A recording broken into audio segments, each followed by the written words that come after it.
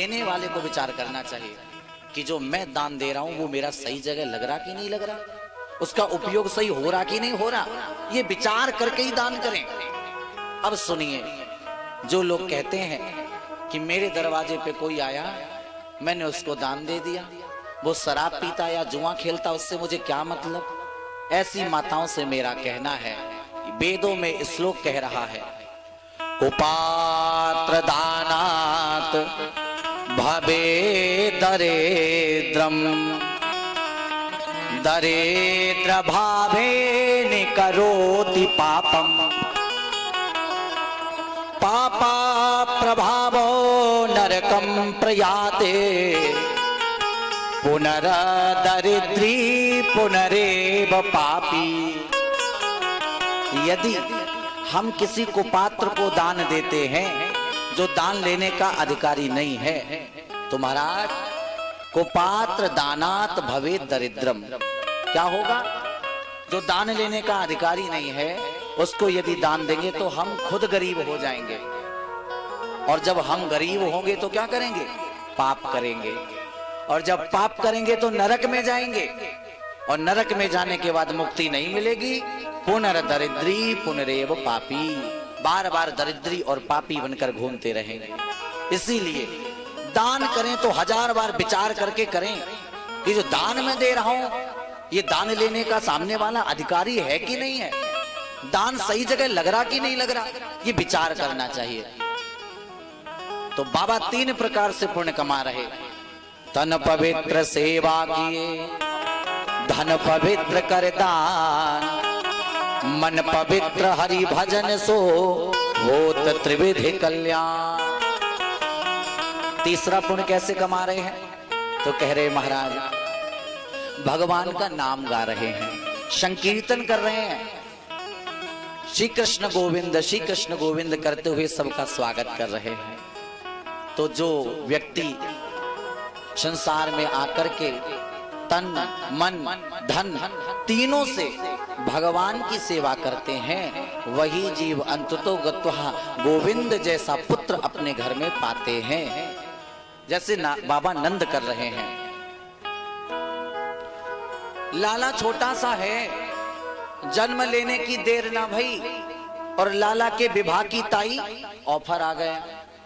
छोटा सा लाला और महाराज ऑफर वाले दरवाजे पर आ गए। ये कब होता है पता है? जब अम्मा पप्पा ज्यादा पैसे वाले होवे ना तो मोहल्ले वाले लड़के को तके ही रहते हैं, पता नहीं हाथ से कब अच्छी मुर्गी निकल जाए। तो कन्हैया जी के अम्मा पप्पा बड़े पैसे वाले हैं, लाला के जन्म होवे की देर ना भई, और महाराज ब्रसुभान नंदिनी जी उनकी सखियां और ब्रसुभान जी टीका लेकर के आ गए। क्यों आए? क्योंकि नंद बाबा और ब्रसुभान दोनों आपस में पक्के मित्र थे। जब आपस में कभी बैठते थे तो दोनों में चर्चा होती थी। क्या चर्चा होती थी? देख देख ब्रसुभान, यदि तेरे छोरा हो गया, नंद बाबा कह रहे, और मेरे छोरी हो गई, तब भी हम दोनों आपस में विवाह करवा लेंगे, और अगर तेरे छोरी हुई और मेरे छोरा हुआ तब भी हम दोनों आपस में विवाह करेंगे, रिश्ता कहीं बाहर नहीं जाएगा।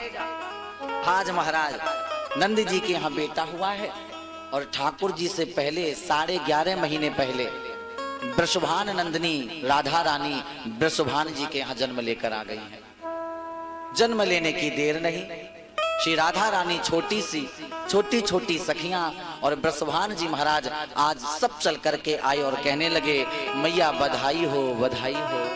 मेवा की थाली हाथ में पकड़कर सखियां कहने लगी, नंद महरे घरे टोटा जायो रे, बरसाने से टीको आयो रे, नंद महरे घर टोटा जायो रे, बरसाने से टीको आयो रे।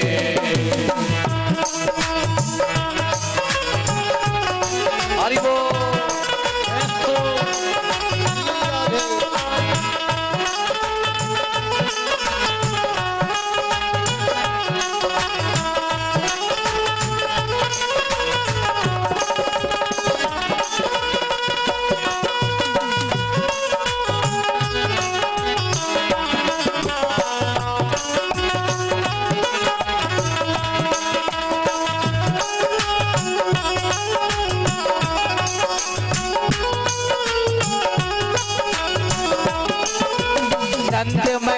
घर डोटा जायो, बरसाने से को आयो। नंद महर घर डोटा जायो, बरसाने से को आयो।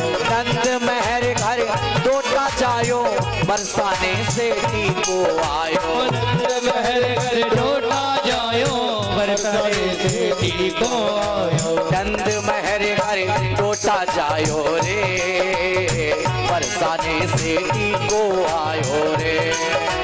नंद महर घर डोटा जायो रे, बरसाने से को आयो रे। राधा रमण लाल की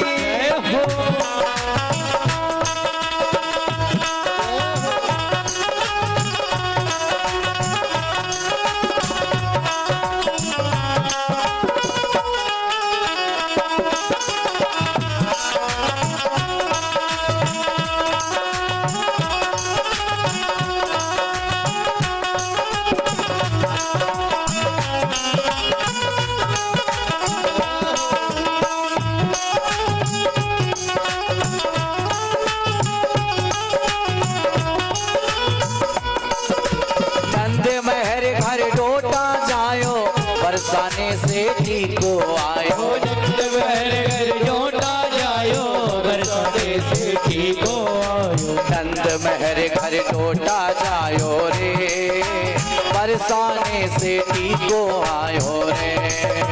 नंद महर घर डोटा जायो रे, बरसाने से को आयो रे।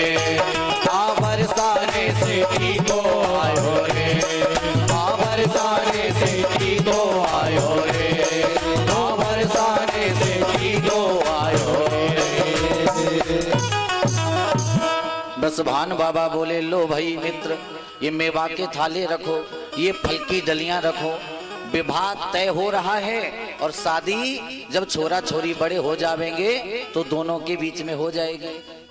आपने कभी सुना राधा कृष्ण का विवाह हुआ? नहीं सुना। हम आपको सुनाएंगे, अभी नहीं, कल की रात में सुनाएंगे। गर्ग संहिता में वर्णन है, भगवती राधा जी का विवाह ठाकुर जी के साथ पहले हुआ है, रुक्मणी जी का बाद में हुआ है। कल दिव्य कथा रात्रि में आप सुनेंगे विवाह उत्सव की। कहते हैं इधर तो महाराज बधाई गाई जा रही है, वृषभान नंदिनी भी वहां पर चलकर के पधारी है। और कहते हैं जब खुशी बहुत दिनों के बाद आती है ना, खुशी बहुत दिनों के बाद आती है तो लोग पागल जैसे हो जाते हैं। तो खुशी महाराज कब आई? जब बाबा 85 साल के हो गए, तब खुशी आई है। तो कहते हैं बूढ़ी बूढ़ी अम्मा भी खुश हैं कि हमारे राजा को लाला हुआ। और बूढ़ी बूढ़ी अम्मा है 100 साल की, लेकिन लहंगा ऐसे पहना महाराज 16 साल की भी फेल हो गई। ऐसा काजल लगाया, ऐसा झुमका पहना कि महाराज सखियां उनके सामने नई नवेली फेल हो गई। जिनके मुंह में दांत नहीं, पेट में आंत नहीं, वो बूढ़ी बूढ़ी अम्मा भी कह रही बधाई हो, बधाई हो। और छोटे छोटे सखाओं को आई मौज, और उन्होंने 100-100 ग्राम के बनाए बड़े बड़े माखन मिश्री के गोला और गोला बना करके सब उछालने लगे। हे नंद घर आनंद भयो जय कन्हैया लाल की। नंद घर आनंद भयो जय कन्हैया लाल की। नंद घर आनंद भयो जय कन्हैया लाल की। आनंद भयो जय कन्हैया लाल की। हाथी दिनों घोड़ा दिनों और दिनों पाल की। हाथी दिने घोड़ा दिने और दिने पाल के। नंद घर आनंद भयो जय कन्हैया लाल की। नंद घर आनंद भयो जय कन्हैया लाल की। नाचते नाचते पता सखा क्या कर रहे हैं? आई उनको मौज, और 100 ग्राम का गोला उछाल रहे हैं एक दूसरे पे। और जिनके अम्मा के दांत नहीं है, उन्होंने भी मुंह फाड़ा बड़ा। और जब मुंह फाड़ा तो 100 ग्राम का गोला सीधे गप्पा। और महाराज अब अम्मा गाने लगी, नंद घर आनंद भयो जय कन्हैया लाल के। नंद घर आनंद भयो कन्हैया लाल के। नंद घर आनंद भयो जय कन्हैया लाल के। नीचे पहुंचा, और जब नीचे पहुंचा महाराज, और बूढ़ी अम्मा बड़ी ताली बजा बजा के आनंद कर रही है। क्यों? वास्तव में जब हम किसी से सच्चा प्यार करते हैं और यदि हम किसी से सच्चा प्यार करते हैं तो उसके घर खुशी तो मेरी खुशी, उसके घर दुख तो मुझको भी दुख। तो नंद बाबा से जितने भी वहां के ब्रजवासी हैं वो सब प्यार करते हैं। जो आसपास ब्रजमंडल के जितने भी गांव हैं, जितने लोग रहते हैं, वो सब नंद बाबा से सच्चा प्यार करते हैं। और बंधुओं, महाराज सबको खुशी है, इसलिए बूढ़ी बूढ़ी माताएं भी जन्म उत्सव में आनंद मना रही हैं। इधर जो दुष्ट राजा कंस है, इसको पता लगा मुझे मारने वाला मेरा काल जन्म लेकर आ गया। कंस ने आपातकालीन सभा बुलाई है, अनेक राक्षस आकर उपस्थित हुए। कंस कह रहा है कौन मेरा यह कार्य करेगा कि गोकुल में जितने भी बच्चे हुए उनको जाकर के मौत के घाट उतार दे। सब कहने लगे हम करेंगे, हम करेंगे, हम करेंगे। इतने में एक बड़ी बड़े नाखूनों वाली, लंबा लंबा जिसका शरीर है, ऐसी पूतना नाम की एक युवती चल करके आई और से कंस से आकर के कहा भैया चिंता मत करो, आपका यह कार्य तो केवल मैं अकेले ही करने जाऊंगा। कंस ने कहा वहां तो बधाई उत्सव चल रहा है, हजारों लोग आए हुए हैं और उस बीच में तुम जाओगी तो पकड़ी जाओगी। क्यों? क्योंकि देवताओं से जो दैत्य होते हैं ना, वो थोड़े ज्यादा लंबे चौड़े होते हैं। देवता थोड़े छोटे होते हैं, दैत्य लंबे चौड़े होते हैं। तो कहा पूतना तुम पकड़ी जाओगी। लेकिन महाराज यहां पर पूतना कहती भैया अभी तुमने मेरा जादू देखा ही कहां? बोले हमारे पास ऐसा ब्यूटी पार्लर है, ऐसा लैक्मे वाला ब्रांड है, एक बार वाटर प्रूफ लगाऊं कितना भी पानी बरसे धुलता नहीं है साहब, ऐसा मेकअप है। कंस जी ने कहा तो चल दिखा अपना कमाल। उसने खोली अपनी संदूकिया और महाराज फिर ऐसा फाउंडेशन लगाया, ऐसा फेस पाउडर लगाया, ऐसा महाराज लाली लिपस्टिक लगाई, ऐसे झूमर पहने, इतना सुंदर स्वरूप बना लिया। कुरूप पूतना स्वरूपवान होकर के कहने लगी भैया कैसी लग रही हूँ? कंस बोले वेरी गुड एक्सीलेंट, सुंदर से भी अति सुंदर, एक्सीलेंट। महाराज बोले अब कोई डाउट, एनी डाउट? कंस महाराज बोले नो डाउट, नो डाउट। तो बोले महाराज अब चले कार्य करने? बोले बिल्कुल चलो। अब पूतना ने सुंदर रूप बनाया और आज महाराज गोकुल गांव की ओर चली है, जहां पर श्री ठाकुर जी पालने में झूल रहे हैं। अब मैया के यहाँ तो हजारों हजारों लोग बधाई देने आए। मैया तो व्यस्त है, तुम भी आओ, प्रेम से लाला को खिलाओ, तुम भोजन करो, तुम जल पियो। महाराज बड़बड़ी में है, लाला को देख नहीं पा रही। सब लोग तो नाच कूद रहे थे। पूतना धीरे से अवसर पाई और महाराज वहां पहुंच गई जहां पालने में श्री ठाकुर जी लेटे हुए हैं। बगल में मां यशोदा खड़ी थी, घूंघट डालकर कहा अरे बहना क्या अकेले तुम्हारी लाला है जे? भैया बोली नाना तुम सबन की कृपा से भयो है लाला, तुम सबको ही तो लाला है, खूब खूब आशीर्वाद दियो मेरे लाला को। पूतना बोली बहन बाहर बहुत लोग आए हैं, जाकर थोड़ा तुम उनको देख लो और लाला मुझे दे दो, तब तक मैं खिला लूंगी लाला को। यशोदा जी ने कहा होगी कोई मेरी बहन वास्तव में, अब इतनी जल्दी में कौन क्या विचार करे। महाराज लाला को दे दिया पूतना को, कहा ये पालना है, धीरे धीरे डोरी हिलाओ और लाला को महाराज देखे रहना, मैं जाती हूं बाहर। यशोदा जी चली गई, पूतना को बढ़िया मिला अवसर। महाराज जैसे ही लाला को टकटकी लगाकर देखा, पालने के समीप आकर मेरे गोविंद प्रभु ने नेत्र बंद कर लिए। क्या किया? कन्हैया ने पूतना को देखकर नेत्र बंद कर लिए। सुखदेव जी कहते राजन परीक्षित, भगवान ने पूतना को देखकर नेत्र क्यों बंद किए? यहां अनेक विद्वानों ने अनेक कारण बताए हैं, ध्यान से सुनिए। पहला कारण क्या है? कहते मेरे प्रभु ने नेत्र इसलिए बंद किए, भगवान विचार करते हैं जब मैं त्रेता युग में जन्म लेकर के आया और पहली बार गुरु जी के साथ घर से बाहर निकला, तो पहली बार भी मुझे राक्षसी से पाला पड़ा, और आज मैं जब कृष्ण बन के आया तो पहली बार मेरे सामने फिर राक्षसी आ गए। चले जाते मुन दीन देखाए, चले जाते मुनि दीन दिखाए, चले जाते मुनि दीन दिखाए, चले जाते मुनि दीन दिखाए, सुनी आई का क्रोधे तारे भाई, सोने लाल का क्रोध दिखाए। राम जी जब विश्वामित्र जी के साथ गए ना पहली बार जंगल में, तो ताड़िका नाम की राक्षसी आई थी, और आज जब ठाकुर जी बन के आए तो पूतना जैसी राक्षसी आ गई। तो भगवान विचार करने लगे ये लॉजिक क्या है, जब जब जन्म लेके आता हूं तब राक्षसी पहली बार में ही सामने आ जाती है। दूसरे संत अलग भाव देते हैं, भगवान ने नेत्र क्यों बंद किए? कहते हैं दाहिने नेत्र में सूर्य है और प्रभु के बाएं नेत्र में चंद्रमा है।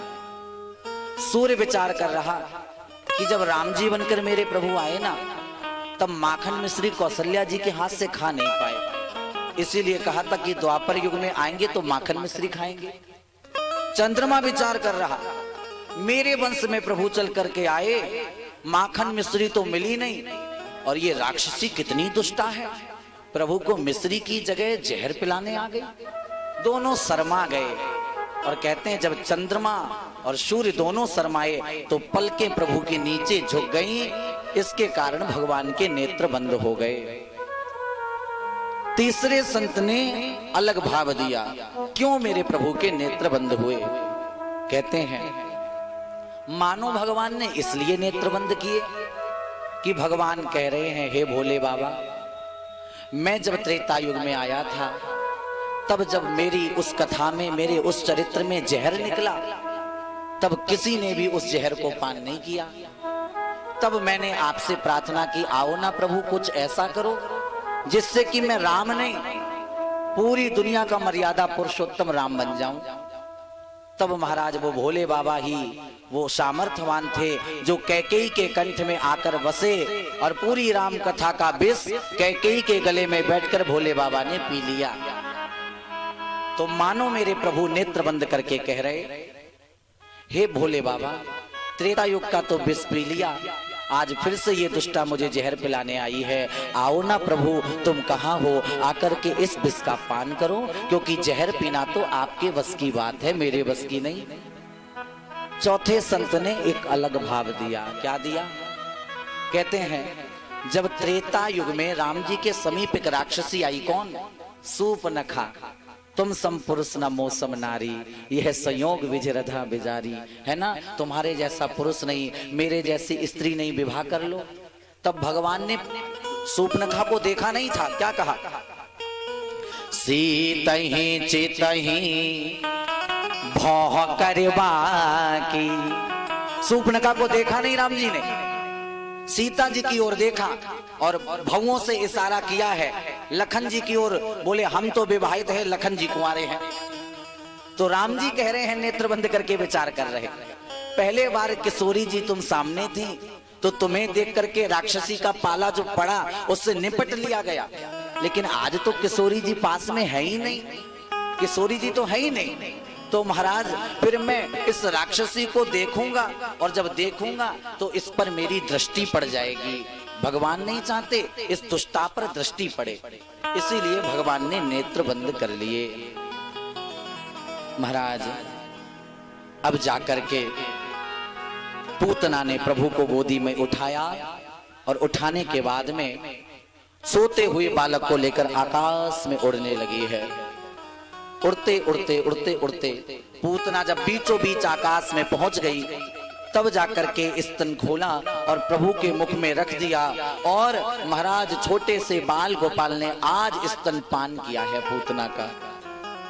स्तनपान करते करते प्रभु ने दोनों नेत्र खोले, और खोलने के बाद में महाराज अब धीरे धीरे भगवान ने क्या किया, सबसे पहले पूतना के दुग्ध को पिया, उसके बाद भगवान ने पूतना के पुण्यों को पिया, उसके बाद भगवान ने पूतना के पापों को पिया, और अंत में प्रभु ने ऐसी क्रिया की जिसके द्वारा महाराज पूतना तेज तेज चिल्लाने लगी, ए लाला क्या करता है, छोड़, मुझे पीड़ा हो रही है। सा मुंच मुंचालमिति प्रभाषिणी निष्पीड्यमानाखिल जीव मर्माणि बिभ्रात्य नेत्रे चरणो भुजो मोह प्रवेस्त गात्रा क्षिपतिरुरोधः। सा मुंच मुंचालमिति प्रभाषिणी। भगवान ने अब धीरे धीरे पूतना के प्राणों को भी खींचना प्रारंभ किया, और जब प्राण पूतना के निकले तो वो कहने लगी, छोड़ लाला छोड़, क्या कर रहा है, मेरे प्राण जा रहे हैं। भगवान मुस्कुराए और बोले, मासी जी। क्या बोले, मासी जी। मौसी पता कौन होती है, ये मौसी बन के आई, यशोदा की बहन, तो ठाकुर जी की मौसी हो गई। और मौसी कौन है, बोले जो है माँ जैसी वही है मौसी। तो ठाकुर जी कहने लगे, मासी जी पहले तो मैं किसी के घर कार्ड देने नहीं जाता हूं कि तुम आओ, और यदि जीव बिना बुलाए आ जावे तो फिर जब तक उसकी मुक्ति नहीं हो जाती तब तक मैं उसको छोड़ता नहीं हूं। बिना बुलाए आई हो लेकिन हमारी मर्जी के बिना जा नहीं सकती। धीरे धीरे प्रभु ने आज पूतना के प्राणों को खींचा और महाराज पूतना का प्राणांत हो गया। बोलिए बाल कृष्ण लाल की जय। बीचों बीच गोकुल और मथुरा का जो मार्ग है वहां जाकर पूतना विशाल का शरीर को लेकर गिरी है। ऊपर छोटे से ठाकुर जी खेल रहे हैं। हजारों हजारों ग्वाला की भीड़ लग गई। ग्वाल वाल कहने लगे, ये क्या हो गया, कल से तो हम लोग मथुरा भी नहीं जा पाएंगे। क्यों? क्योंकि इस दुष्टा ने तो गोकुल और मथुरा का मार्ग ही बंद कर दिया। इतने में किसी ने जाकर कहा, माँ यशोदा तुम यहाँ अतिथियों के स्वागत में लगी, वहां तेरा लाला भारी विपदा में है। दौड़ी दौड़ी यशोदा आई है। जाकर के देखा एक विशाल राक्षसी के ऊपर छोटे से ठाकुर जी क्रीड़ा कर रहे हैं। क्या कर रहे हैं? खेल रहे थे। दौड़कर झपटकर मैया ने आज हृदय से लगाया लाला को और महाराज पुचकारी करने लगी प्रभु को। सारे ग्वाल वाल कहने लगे, मैया लाला को बाद में देखना, बहुत बड़ी समस्या हो गई। पहले ये बताओ इस दुष्टा को क्या किया जाए? यहां से उठाकर हम ले जा नहीं सकते। क्यों? इतना बड़ा शरीर है, हजारों हजार ग्वाला भी नहीं उठा पाएंगे। फिर क्या करें? तब तक एक सखा बोला, मैया ये पूतना थी तो बड़ी होशियार। मैया बोली, वो कैसे? बोले देखो मरी तो लेकिन जलने का इंतजाम खुद ही कर गई। जब ये इतनी लंबी चौड़ी शरीर वाली जब गिरी ना तो हजारों हजार पेड़ों को साथ में लेकर गिरी, और नीचे पूतना है, ऊपर से हजारों हजार पेड़ गिरे हुए हैं टूट कर। ग्वालाओं ने कहा, लकड़ी तैयार है, चिता भी तैयार है, बस फूकने की तैयारी है। महाराज अग्नि प्रकट हुई है। ग्वाल वालों ने अग्नि दी। सुखदेव जी कहते, राजन परीक्षित जैसे ही पूतना का शरीर जला है तो दिव्य सुगंध निकली है। क्या निकली? दिव्य सुगंध निकली शरीर से। परीक्षित जी कहते, पूतना तो दुष्टा थी लेकिन फिर भी उसके शरीर से सुगंधी क्यों निकली?